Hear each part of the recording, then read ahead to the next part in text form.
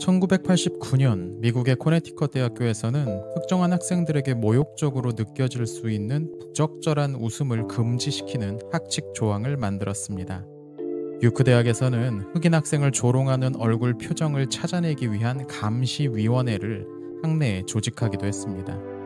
미네소타 대학교에서는 성적 관심의 대상이 된다는 이유로 교내 여학생들의 치어리더 활동을 금지시켰습니다. 대상이 된 여학생들이 이에 반대하면서 자신들은 괜찮다고 반발했지만 대학 측은 그 학생들이 자신들도 모르는 새 희생자가 되고 있기에 그들의 의견은 중요하지 않다며 무시해버렸습니다. 미네소타 대학교의 치어리더 금지 규정처럼 이런 규제들의 배경이 되는 원칙은 모호하고 무리한 면이 많았습니다. 예를 들면 누군가를 모욕할 의도가 없다는 것은 처벌을 피할 수 있는 이유가 될 수 없었죠. 확실한 증거 같은 것은 필요가 없었고 그저 피해자가 자신의 피해 사실에 대해 진술했다면 그것으로 충분했습니다. 미시간 대학교 당국은 그간의 경험상 피해자가 거짓 진술을 할 리가 없다고 주장했습니다. 상황이 이렇게 흘러가다 보니 점점 기괴한 교칙들도 만들어지기 시작했습니다. 스탠퍼드 대학교에서는 백인 학생이 흑인 학생에게 욕설을 하는 것은 금지되지만 반대로 흑인 학생이 백인 학생에게 그렇게 하는 것은 가능하다는 스피치 코드를 만들었습니다. 이유는 그렇게 하는 것이 피해자의 특권이라는 이유에서였습니다. 이런 규칙들은 90년대 유행처럼 미국 대학들에 번졌지만 2000년대 이후에도 비슷한 일들은 반복되고 있습니다. 2015년 미국 명문대 중 하나인 컬럼비아 대학교의 대학 신문에 재학생 4명이 쓴 글의 내용은 다음과 같았습니다. 강의실 안에서는 대학생들이 안전하다고 느껴야 하는데 서양 고전의 많은 텍스트들에는 소외당하고 억압당한 사람들의 역사와 이야기가 즐비하다. 그런 내용들은 학생들의 감정을 격발시키고 공격을 당하고 있다는 느낌을 받게 해 강의실에 앉아있는 학생들의 정체성을 하찮게 만들어버린다. 그들은 서양 고전 텍스트 속 불편한 내용들에 대해 학생들에게 미리 고지해 주어야 한다고 요구했습니다. 일명 트리거 워닝을 해 주어야 한다는 거죠. 또 그 내용으로 인해 감정이 동요된 학생들을 위한 지원도 해 주어야 한다고 주장했습니다. 이런 분위기에 2014년 오벌린 대학교에서는 국내 교수진들이 지켜야 할 수칙에 교수들이 학생들의 정서적 안전에 만전을 기하고 있다는 것을 몸소 보여주기 위해 트리거 워닝을 넣을 것을 강제하기도 했습니다. 한 가지만 예를 더 들어볼까요? 2014년 미국의 어떤 대학 교수가 자신의 소셜미디어에 어린 딸의 사진을 올렸습니다. 사진 속 딸의 티셔츠에는 용 그림과 함께 불을 토하고 피를 흘려서라도 내 것을 차지하겠다라는 문구가 적혀 있었습니다. 이건 당시 인기 있었던 드라마 왕좌의 게임 속 대사였죠. 그런데 그 교수가 일하던 대학 측에서는 이 문구가 위협적이라면서 문제 삼았습니다. 단지 드라마 대사라는 교수의 해명은 문구 속 불이 AK-47 소총을 떠올리게 할 수 있다고 우긴 대학 측에 의해 무시되었고 결국 교수는 무급 휴직에 처해졌을 뿐만 아니라 강제로 심리 상담을 받게 되었죠. 여기에 언급된 사건들은 모두 한 가지 운동에서 비롯되었습니다. 바로 PC, 정치적 올바름이라는 운동이죠. 사실 PC는 사회적으로 약자인 사람들에 대한 차별적 언어 사용이나 활동에 저항해서 그것을 바로잡으려는 운동이나 사상을 가리킵니다. 1980년대 초반 미국에서 PC가 시작되었을 때만 하더라도 잠시 유행하다 사라질 거라고 생각했지만 이 논쟁이 곧 정치권으로 확대되면서 일종의 문화 전쟁이 일어났고 앞서 본 것처럼 오늘날까지도 그 영향력을 발휘하고 있습니다. 사실 처음 PC란 용어가 나올 때까지만 해도 그건 하나의 빈정거리는 표현이었다고 합니다. 이 용어의 유래에 관한 유력한 설명으로는 1960년대 미국 신좌파들의 애독서였던 마오쩌둥의 작은 빨간 책에 나오는 올바른 생각이라는 개념에서 비롯된 것이라고 합니다. 작은 빨간 책은 마오쩌둥의 어록집으로 60년대에서 70년대 사이 홍위병들의 손에 들려지면서 문화혁명이라는 엄청난 전통 파괴운동으로 이어졌었죠. 그런데 사실 신좌파는 이 PC라는 개념을 교조주의를 경계하는 차원에서 독선적으로 행동하는 동료들의 과격함을 지적하는 일종의 농담으로 사용했다고 합니다. 그러니까 처음에는 좌파들 사이에서도 PC를 갖고 있다는 건 안 좋은 것으로 여겨졌다는 거죠. 하지만 우파가 이 개념을 좌파의 대학 문학의 장학 프로그램이라는 의미로 재정의하면서 오늘날과 같은 사용법이 만들어졌습니다. 시간이 지나면서 좌파에서도 PC라는 용어를 사용하게 되었는데 그들은 이 개념을 소수자의 인권 보호 프로그램으로 이해했죠. 좌파가 추진했던 PC 운동은 1980년대 미국 각지의 대학을 중심으로 활발하게 전개되어 성차별적이거나 인종차별적 표현을 고치는 데 큰 성과를 거두기도 했습니다. 문제는 이 과정에서 앞서 예로 들었던 다양한 부작용들이 일어나기 시작했다는 거죠. 학생들의 표정을 감시하는 위원회를 만드는 건 확실히 좀 지나치지 않습니까? 이러다 나중에는 가난한 학생들이 공격당한다는 느낌을 갖지 않도록 부유한 집안의 학생들이 입는 화려하고 비싼 복장도 제한해서 모두가 똑같은 옷과 헤어스타일로 등교해야 한다거나 학교 간 교육 수준의 차별을 시정하기 위해 미국 내 모든 대학교가 동일한 수준의 교육과정을 운영해야 한다는 주장도 나올지 모르겠습니다.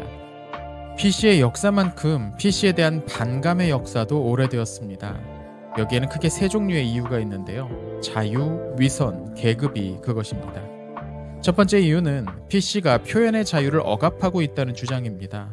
PC 운동가들은 마크 트웨인이나 윌리엄 포크너처럼 인종차별에 비판적이었던 백인 작가들조차 인종차별주의자로 몰아 공격하곤 했습니다. 여러 대학들이 유행처럼 PC를 학칙으로 만드는 과정에서 과잉 경쟁이 일어나기도 했죠. 문제는 이때 적용된 원칙이 무리했던 겁니다. 언뜻 약자에 대한 차별, 부당한 대우 같은 것을 규제하는 게 간단해 보일지도 모릅니다. 그런데 어떤 것이 약자에 대한 차별인지 아닌지를 판단하는 사람들은 어떤 기준과 자격으로 그렇게 하는 건지 설명되어 있지 않습니다. 그냥 보면 차별인지 알 수 있다는 정도의 나이브한 기준으로 사용하는 건 위험해 보이지 않습니까? 그러니 앞서 말했던 미시간 대학에 피해자는 거짓말을 하지 않는다가 판단의 근거가 되는 일까지 벌어지는데요. 우선 이 명제 자체가 의심스럽죠. 그렇지 않다면 무고죄라는 게 왜 존재할까요? 또 피해자가 거짓말을 할 의도가 없었다고 하더라도 그의 기억에 착각이나 오류, 왜곡이 있었을 가능성이 없다고 누가 확실히 증명할 수 있을까요? 또 피해자의 피해 호소 주장의 이유가 단순히 그의 느낌일 뿐이라면 이건 정말 반박을 하기가 거의 불가능한 수준이 되어버리는 거죠. 그냥 캠퍼스를 다니다가 누군가를 지목해 저 사람이 나를 기분 나쁘게 했다고 주장하면 상대는 어떻게 반박할 기회도 없이, 아니 반박할 수단도 없이 그냥 가해자로 지목되어 처벌의 대상이 될 수 있습니다. 마치 문화혁명 당시 홍위병들이 중국 전역을 돌아다니면서 그들의 스승과 부모와 친구들을 공개적으로 모욕하고 처벌했던 것 같은 일들이 얼마든지 반복될 수 있다는 겁니다. 미국 정치계에서는 리무진 리버럴이라는 말이 있습니다. 주로 민주당의 정치인들을 가리키는 말인데요. 최고급 자동차를 몰고 다니고 비싼 커피를 홀짝이고 고급 포도주를 마시고 하버드나 예일대를 나온 리버럴을 가리키는 리무진 리버럴은 PC의 강력한 지지자들이기도 했습니다. 우리나라에서는 비슷한 개념으로 강남좌파라는 말이 있죠. 속된 말로는 입진보나 선비질이라는 표현도 사용됩니다. 이런 비판은 실천 없이 말로만 떠드는 것에 대한 반감에서 나왔습니다. 공적인 영역에서는 차별에 반대하는 아름다운 표현들이 난무하지만 막상 그들이 지닌 우월적 지위를 해체하는 데에는 실제적인 움직임을 보이는 사람들이 거의 없습니다. 버스나 지하철 한번 타고 다니지 않은 사람들이 교통약자들의 처지에 얼마나 공감을 할 수 있으며 부동산 투기로 큰 돈을 번 사람들이 전월세난을 제대로 이해할 수 있을까요? 한편 앞서의 두 가지 비판이 PC에 대한 우파 진영의 비판이라면 좌파 진영 내에서도 PC에 대한 공격이 존재합니다. PC가 경제적인 계급 불평등을 근본적으로 해소하는 데에는 관심이 없고 그저 현 체제를 유지하는 한도 안에서의 개선운동에 불과하다는 지적입니다. 또 PC를 포함하고 있는 정체성 정치에 대한 비판도 있습니다. 인종, 성, 종교 등 여러 기준으로 분화되어서 각 집단의 권리를 주장하는 정체성 정치가 결과적으로 타협이나 협상에 관심이 없고 전부 아니면 전무라는 식의 투쟁에만 나선 나머지 분열만 일으킨다는 지적이죠. 사실 개인적으로도 비슷한 일을 경험한 적이 있습니다. 언젠가 서양 전래 동화를 페미니즘 관점으로 그 주인공을 모두 여성으로 바꿔놓은 이야기책을 본 적이 있습니다. 주인공의 성별을 바꿀 수는 있다고 생각합니다. 그렇게 해서 이전보다 좀 더 작품성이 나아질 수도 있겠죠. 다만 제가 본 책의 경우에는 이 과정에서 여성이 주인공이 되면 모든 일이 다 잘 된다는 식의 의도가 뻔히 보이는 억지스러운 변형으로 인해서 문학적 구조가 손상되고 있다고 느꼈고, 그 점을 리뷰로 써서 블로그에 올렸습니다. 그랬더니 자칭 페미니스트라는 어떤 분이 몇 번에 걸쳐서 악성 댓글 세례를 쏟아놓고 결국에는 말이 안 통한다면서 혼자 화를 내고 사라져버렸죠. 또 한 번은 제법 사상성이 강한 좌파 성향의 출판사에서 스탈린 동지에 대한 서방 세계의 악의적인 깎아내리기에 분노한 저자가 제2차 세계대전을 끝낼 수 있는 위대한 결단을 내린 스탈린 동지의 결단을 찬양하는 책에 대해 리뷰를 쓴 적이 있습니다. 스탈린이 저지른 엄청난 수의 숙청과 강제 추방, 잘못된 계획경제 추진으로 인해 발생한 대량 아사 사건 같은 것들을 지적하면서 책의 내용을 반박하는 내용이었죠. 그러자 예상할 수 있는 것처럼 어떤 분이 와서 매우 장문의 반박 댓글을 온갖 종류의 인신공격을 동원하면서 써 갈겼더라고요. 문제는 아마 많은 사람들이 PC주의자들을 보면서 저와 비슷한 감정을 느낀다는 점일 겁니다. 고압적인 태도로 상대를 무시하고 자신과 같은 생각을 하지 않으면 상대편을 무조건 이상한 사람 취급을 하며 비난을 퍼붓는 유아적 퇴행을 보이고 있는 것 같다는 거죠. 생각해보면 PC는 원래 차별받고 있는 인간에 대한 예의에서 시작된 운동입니다.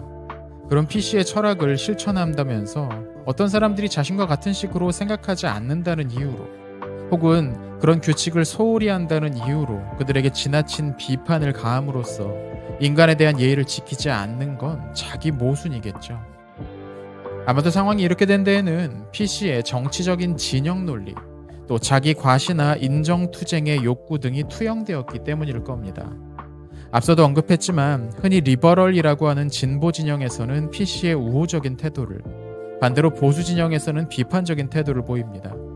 그러다 보니 자신이 속해 있다고 생각하는 정파의 입장에서 문제를 바라보고 쉽게 격화되는 정치 영역의 특성상 이 문제를 두고 다른 사람을 격렬하게 비판하는 거죠. 또 특히 온라인상에서 PC의 원칙에 따라 게시물을 올리고 댓글을 다는 행동은 자신이 얼마나 이 문제를 민감하게 생각하는지를 과시하는 방식으로 쉽게 사용되곤 합니다. 내가 이렇게 훌륭한 생각을 하고 있는 사람이라는 걸 다른 사람들로부터 인정받고 싶어하는 욕구도 가미되어 있죠. 이 과정에서 자연스럽게 경쟁적이 되고 과격해지지 않나 싶습니다. 하지만 그렇게 PC가 과격해지고 무례해질수록 애초에 목표를 달성하는 일은 좀 더 어려워지지 않나 싶습니다.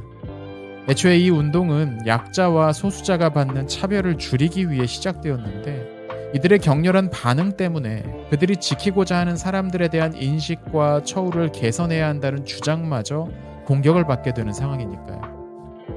물론 그렇다고 해서 PC운동에서 주장하는 모든 내용의 타당성이 사라지는 건 아닐 겁니다. 그걸 주장하는 사람들의 태도에서 발견되는 문제가 그들이 주장하는 내용을 결정적으로 훼손시키는 건 아니니 말입니다. 약자에 대한 동정, 그들의 처지를 개선시키고자 하는 욕구는 칭찬받을 만한 일입니다.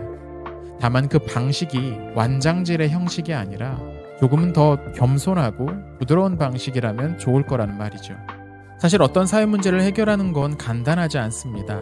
하나의 문제에 대한 즉각적인 대안이 또 다른 문제를 일으킬 수도 있고, 막상 실제로 어떤 규정을 시행하려고 하다 보면 기준이 애매하거나 적용의 사각지대 등이 발생할 소지도 있습니다. 때문에 이 문제는 적을 이겨서 뺏어내는 식으로 달성하는 게 아니라 좀 더 많은 사람들의 공감대를 형성해낼 수 있느냐가 좀 더 본질적인 관건이 아닐까 싶네요. 독선적이고 오만한 PC는 결국 PC를 죽이고 말 겁니다. 오늘은 강준만이 쓴 정치적 올바름이라는 책의 내용을 참고해 영상을 구성해봤습니다. 이번 영상에서는 그중 2개 장의 내용을 주로 소개했는데요. 좀 더 자세한 내용이 궁금하신 분들은 직접 책을 읽어보실 것을 추천해드립니다. 오늘 영상이 괜찮으셨다면 구독과 좋아요 부탁드리고요. 계속해서 다양한 책 관련 영상을 소개해드릴 수 있도록 노력하겠습니다. 시청해주셔서 감사합니다.